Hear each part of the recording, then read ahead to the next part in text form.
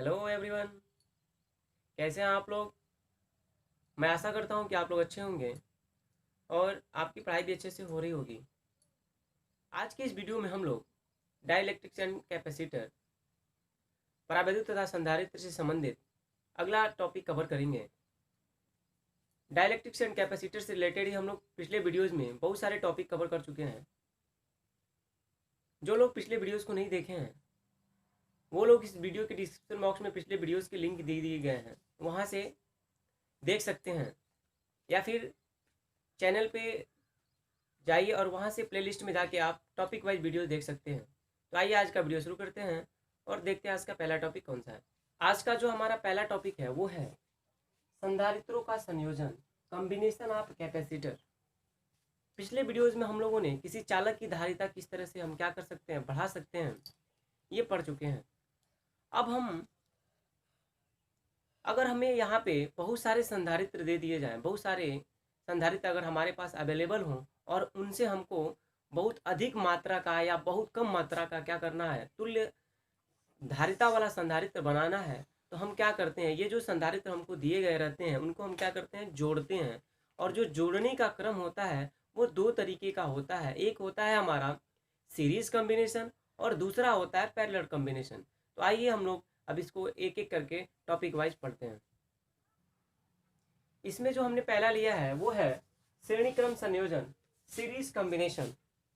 Series combination के लिए अगर हम क्या कहें, अगर कहें तो कि सीरीज कॉम्बिनेशन क्या होता है, तो हम कहेंगे कि संधारित्रों का वो संयोजन जिसमें संधारित्र की पहले संधारित्र की जो दूसरी प्लेट होती है दूसरे संधारित्र की पहली प्लेट से, तथा दूसरे संधारित्र की जो दूसरी प्लेट होती है तीसरे संधारित्र की पहले प्लेट से, तथा तीसरे संधारित्र की जो दूसरी प्लेट होती है वो चौथे संधारित्र के पहले प्लेट से। और ऐसे ही हम क्या करते हैं, जितने भी संधारित्र हमारे पास होते हैं उनमें प्रत्येक पहले वाली संधारित्र की दूसरे वाली संधारित्र की पहली प्लेट से जोड़ देते हैं। और अंततः जो होता है, जो लास्ट वाला यानी जो अंतिम में जो संधारित्र बचता है उसकी जो दूसरी प्लेट होती है क्या करते हैं, हम ग्राउंड से जोड़ देते हैं। और जो पहली जो संधारित्र होती है, पहले संधारित्र की जो पहली प्लेट होती है उसको हम क्या करते हैं, जो स्रोत होता है, सोर्स होता है, उससे जोड़ देते हैं। तो इस प्रकार के संयोजन को हम लोग श्रेणी क्रम संयोजन कहते हैं। अगर हम लिखें तो वही हमने लिखा है, लिख सकते हैं, जब पहले संधारित्र की दूसरी प्लेट दूसरे संधारित्र की पहली प्लेट से तथा दूसरे संधारित्र की जो दूसरी प्लेट होती है तीसरे संधारित्र की पहली प्लेट से जोड़ देते हैं। और इसी प्रकार क्या होता है, शेष सभी संधारित्रों को जोड़ देते हैं। और अंतिम संधारित्र की जो दूसरी प्लेट होती है पृथ्वी से तथा पहले संधारित्र की पहली प्लेट आवेश स्रोत से जोड़ देते हैं। तो यह संयोजन श्रेणी क्रम संयोजन कहलाता है। ये हमारा डायग्राम है, ये हमारा पहला संधारित्र है, ये हमारा दूसरा संधारित्र है और ये हमारा तीसरा संधारित्र है। जो पहला संधारित्र है, यहाँ इसकी पहली प्लेट को हम किसी स्रोत चार्ज से जोड़े हुए हैं और इसको हम क्या दे रहे हैं, प्लस क्यू आवेश दे रहे हैं। और जैसे इसको हम प्लस क्यू आवेश देंगे तो प्लस क्यू आवेश देने के कारण इस पर क्या होगा, इंडक्शन के कारण ये क्या हो जाएगा, ये भी सेम आवेश हो जाए इस पे भी, क्योंकि ये ग्राउंड से जुड़ा हुआ है इनडायरेक्टली। तो जितना आवेश हम इसको प्लस क्यू देंगे उतना ही इस पे क्या हो जाएगा, माइनस क्यू हो जाएगा। और जब इतना इस पे माइनस क्यू होगा तो सेम इतना ही क्या होगा, इस पे प्लस क्यू हो जाएगा। और ऐसे ही अल्टरनेट करके प्लस माइनस ऐसे होता रहेगा। अगर हम इसकी धारिता की बात करें कि जो पहला संधारित्र है उसकी धारिता कितनी है, C1 है, और इसकी धारिता कितनी है, C2 है, और इसकी धारिता कितनी है, C3 है। आवेश सभी आवेशों पे बराबर, सभी संधारित्रों पे बराबर है, लेकिन जो ये इसकी जो धारिता है, धारिता अलग होने के कारण जो इसका विभव होगा वो भी क्या होगा, अलग होगा। तो अगर पहले संधारित्र का विभव क्या है, V1 है, दूसरे संधारित्र का जो विभव है वो क्या है, V2 है, तीसरे संधारित्र का विभव V3 है, तो ये V1 V2 V3 किसके बराबर होगा, V के बराबर होगा। यहाँ पे हमने ये चीज देख लिया कि क्या हो गया, यहाँ से ये चीज कंफर्म हो गई कि जब समान जो हमने ये श्रेणी क्रम संयोजन है, श्रेणी क्रम संयोजन में जो हमारा आवेश है वो क्या है, समान है, परंतु विभव और जो इसकी जो धारिता अलग होने के कारण इसका विभव क्या है, डिफरेंट है, अलग अलग है, भिन्न भिन्न है। हमने डायग्राम से देखा कि डायग्राम से अगर हम क्या करें, अगर श्रेणी क्रम को अगर पहचानना हो तो हम इतना कह सकते हैं कि जब संधारित्र की प्लेटें आपस में जुड़ी होती हैं, यानी संधारित्रों की जब प्लेटें जुड़ी होती हैं तो वो जो क्रम होता है उसको हम क्या कहते हैं, श्रेणी क्रम संयोजन कहते हैं। और वहाँ पे हमने देखा कि क्या था, आवेश सब पे समान था, धारिता अलग अलग थी, और धारिता अलग अलग होने के कारण विभव भी क्या था, अलग अलग था। अगर हम क्या करें, संयोजन के लिए टोटल जो है विभव निकालें, तो टोटल विभव यानी संयोजन का जो कुल विभव होगा वो हमने क्या मान लिया, कैपिटल वी। तो वी किसके बराबर होगा, V1 plus V2 plus V3, इसको हमने समीकरण 1 मान लिया। और हम जानते हैं कि जो विभव, आवेश और धारिता का जो संबंध होता है, वहां से V किसके बराबर होता है, Q बटे C के। तो अगर हम क्या करें, यहाँ से V को अगर V1 करें तो V1 बराबर क्या होना चाहिए, Q1 बटे C1, क्योंकि यहाँ पे जो आवेश है वो क्या है, सारे संधारित्रों पे समान है, और वो कितना है, Q है, तो ये हो जाएगा Q बटे C1। ऐसे ही दूसरे संधारित्र के लिए अगर विभव निकालें तो V2 किसके बराबर होगा, Q बटे C2। ऐसे ही क्या करें, तीसरे संधारित्र के अगर लिए निकालें तो वो क्या होगा, V3 बराबर Q बटे C3।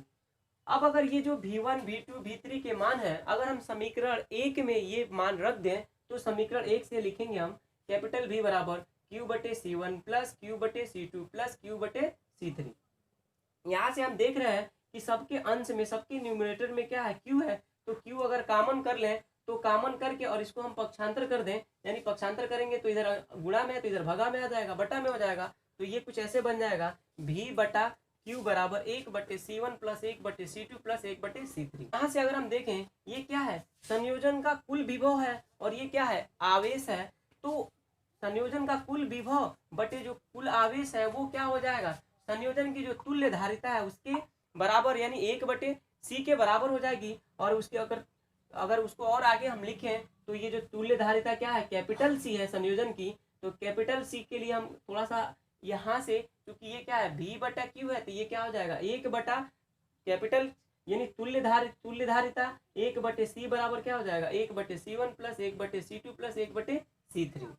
ऐसे ही क्या होगा, अगर हमारे पास 3 से अधिक संधारित्र होंगे तो जोड़ लेंगे। अगर हमारे पास n संधारित्र हो जाए तो उनको जोड़ने के लिए हम क्या करेंगे, 1 बटे C, यानी 1 बटे जो तुल्य धारिता होगी वो किसके बराबर होगी, 1 बटे C1 प्लस 1 बटे C2 प्लस 1 बटे C3। ऐसे ही कहाँ तक, n संधारित्र तक हम क्या कर सकते हैं, जोड़ के निकाल सकते हैं। अगर ऐसा हो जाए कि सारे संधारित्र हैं, अगर सारे संधारित्रों का जो धारिता है वो समान हो जाए, यानी जितने भी संधारित्र हैं सबकी धारिता क्या हो जाए, समान हो जाए, और वो कितने हों, n हो, तो उसके लिए जो 1 बटा C है, 1 बटा C किसके बराबर हो जाएगा, यानी 1 बटे C डैश, हमने धारिता को क्या मान लिया, C डैश, तो क्या हो जाएगा, n बटे C।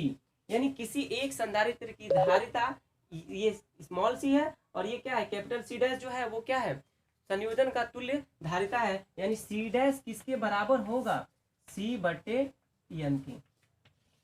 यानी जो संयोजन की जो तुल्य धारिता होगी वो किसके बराबर होगी, किसी एक धारिता और जो उनकी संख्या होगी उनमें भाग देने के पश्चात जो मिलेगा वही क्या होगी, संयोजन की तुल्य धारिता होगी।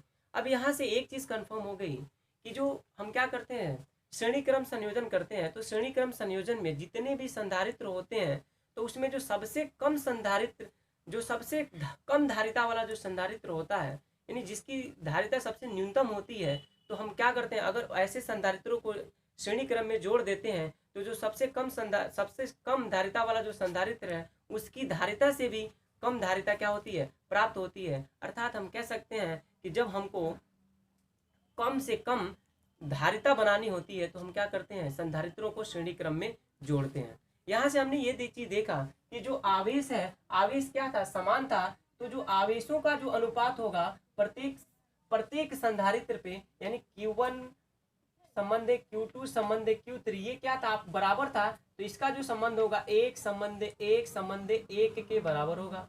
अगर हम क्या करें, विभवों का अगर विभव निकालें तो विभव का जो संबंध होगा वो विभव का अगर मान लीजिए V1 संबंधे V2 संबंधे V3 अगर निकालें तो वो क्या होगा, 1 बटे C1 संबंधे 1 बटे C2 संबंधे 1 बटे C3 होगा। अगर ऐसे ही ऊर्जाओं का संबंध निकालें, यानी U1 संबंधे U2 संबंधे U3 निकालें तो वो भी क्या होगा, 1 बटे C1 संबंधे 1 बटे C2 संबंधे 1 बटे C3। तो ऐसे क्या होगा, ऐसे संबंध हमको मिलेगा।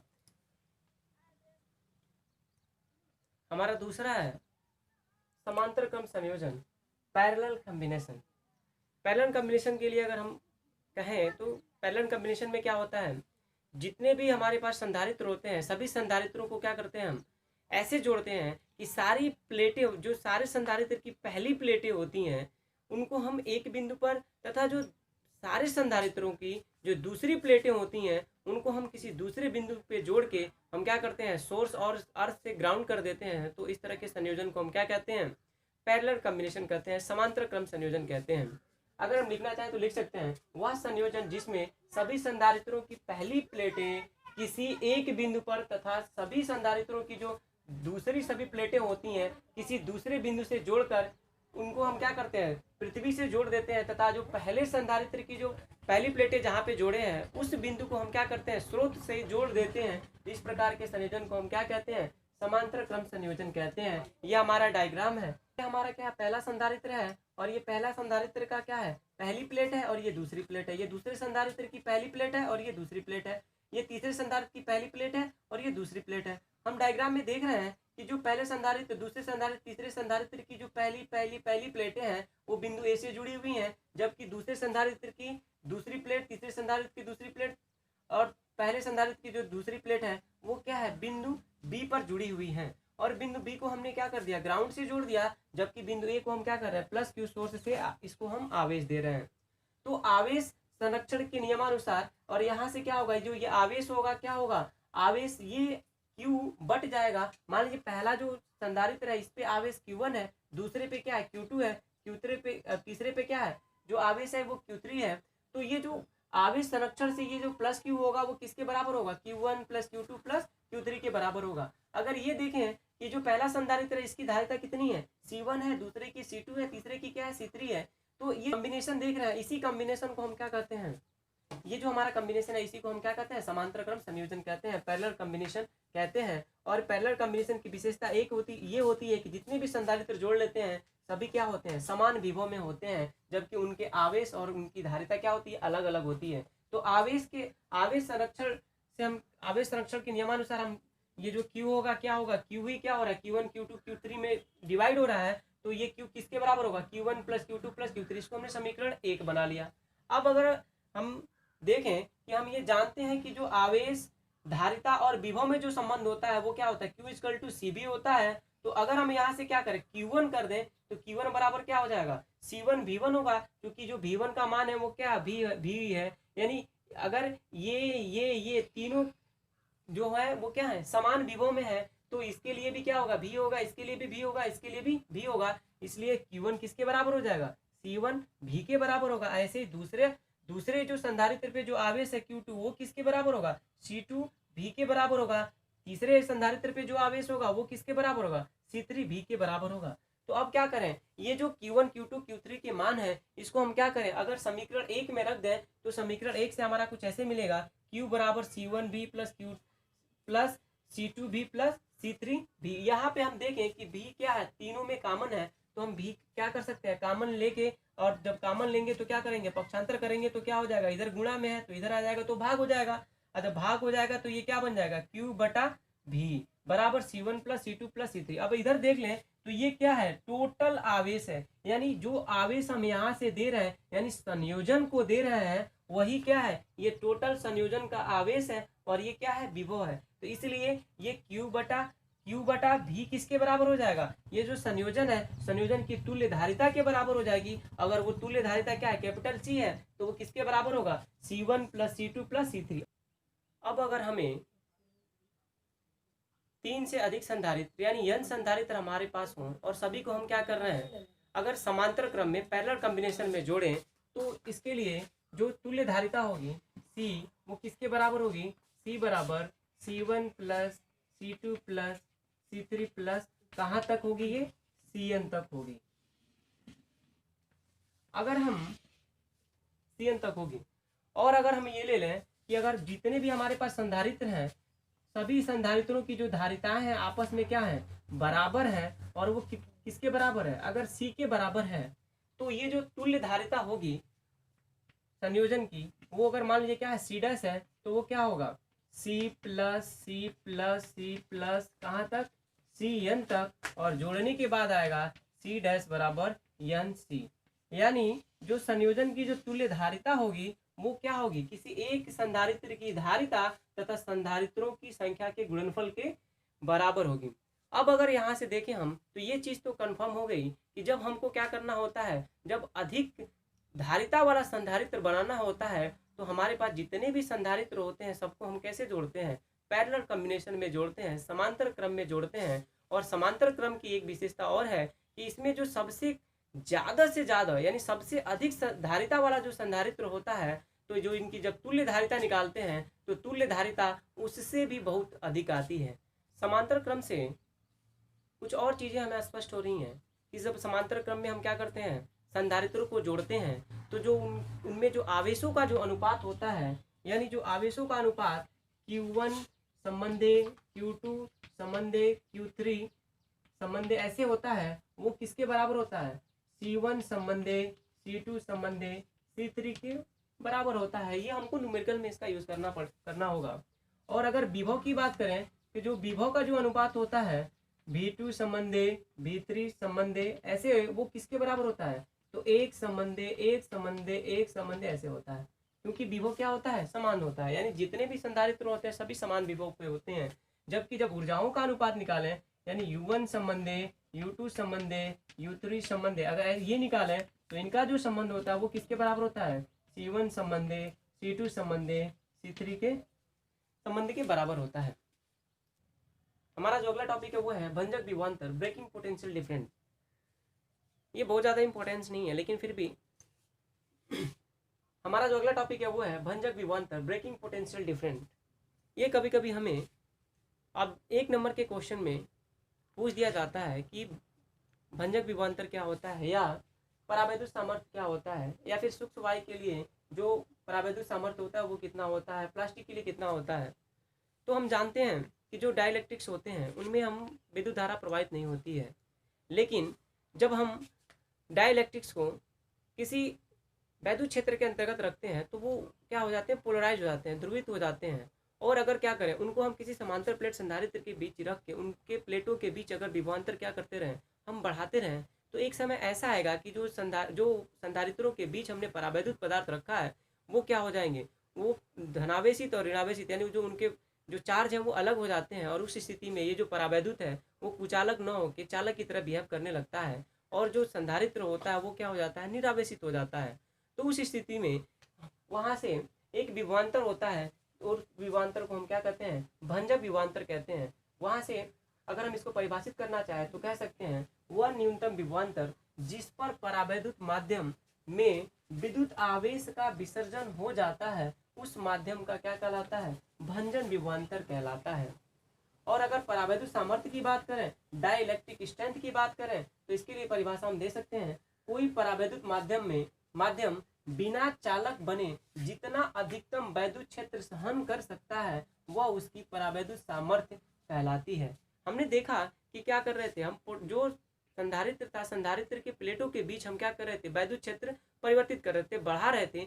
तो वो मैक्सिमम वैद्युत क्षेत्र जिसको क्या कर सकता था, वो माध्यम सहन कर सकता था, वही क्या कहलाता था, क्या कहलाता है, परावैद्युत सामर्थ्य कहलाता है। अगर हम ड्राई एयर की बात करें कि जो ये डाइलेक्ट्रिक स्ट्रेंथ कितना होता है, तो ये सूक्ष्म वायु के लिए जो वैद्युत सामर्थ्य होता है वो 10⁵ वोल्ट प्रति मीटर। और अगर प्लास्टिक की बात करें, जो संधारित्र के बीच है, उन संधारित्र के बीच जो प्लास्टिक हम रखते हैं उसके लिए अगर बात करें, तो जो उसका वैद्युत सामर्थ्य होता है वो लगभग 10⁷ वोल्ट मीटर होता है। फिलहाल आज की वीडियो में इतना ही, अगले वीडियो में हम लोग जल्दी मिलेंगे, तब तक के लिए धन्यवाद।